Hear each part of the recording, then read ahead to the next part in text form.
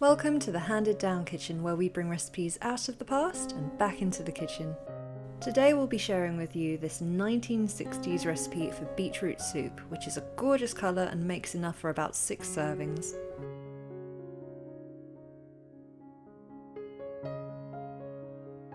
We found this recipe in our copy of the Sunday Telegraph Cookery Book, which was published in 1967, and it says that this recipe is meant to be served at picnics or for after the party.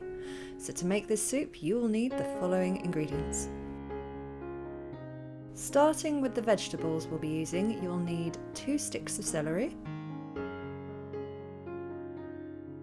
1 leek,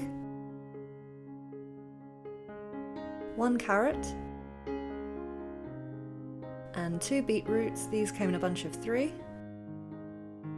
1 turnip, 1 onion, 3 tomatoes, and a bouquet garni of parsley and bay leaf. And you'll also need 1.5 pints of chicken stock, 2 teaspoonfuls of tomato puree, some salt and pepper, and some sour cream. The recipe says to use 1 large raw beetroot and 1 medium-sized cooked beetroot, so the first thing we're going to do is to cook our smaller beetroot. Put it into a saucepan full of water and then pour in just enough water to cover it and bring this to the boil. Once it's boiling, let it simmer covered for about 10 minutes. Then remove it from the pan and plunge it into some cold water for about a minute.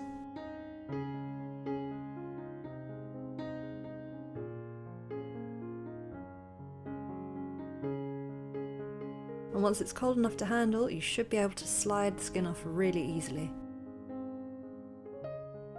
Set this to one side for a minute and then chop up your vegetables.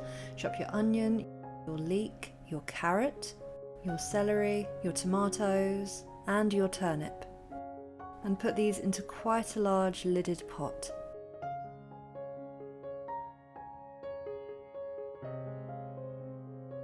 Then pour in your chicken stock.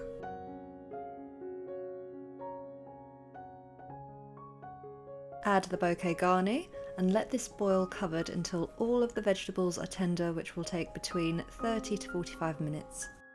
While that's boiling, peel your raw beetroot. And then grate it.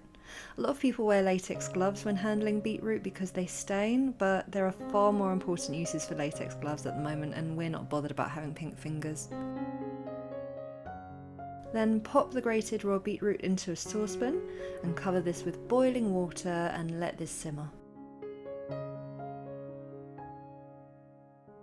Now we're going to grate our cooked beetroot right into the pan so these can cook together.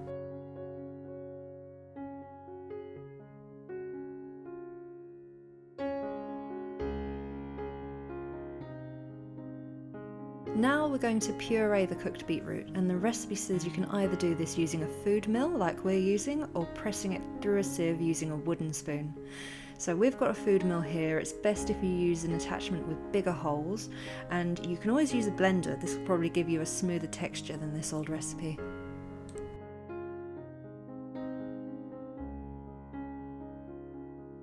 Back to the rest of the vegetables now, and we're going to strain out the stock, which will now be infused with all the lovely flavours from the vegetables and bouquet garni. Pour the stock back into your large pot, and then pour in your beetroot puree. Add in 2 teaspoonfuls of tomato puree, salt and pepper to taste. Then stir this over a high heat for just a few minutes.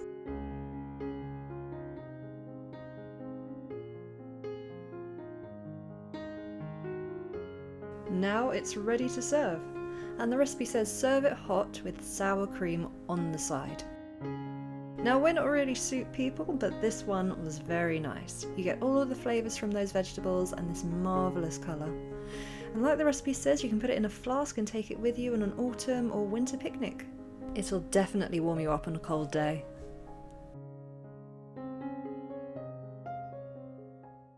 We We hope you enjoyed this video. If so, please leave us a like, and if you'd like to see us recreate more old or antique recipes, be sure to subscribe to our channel.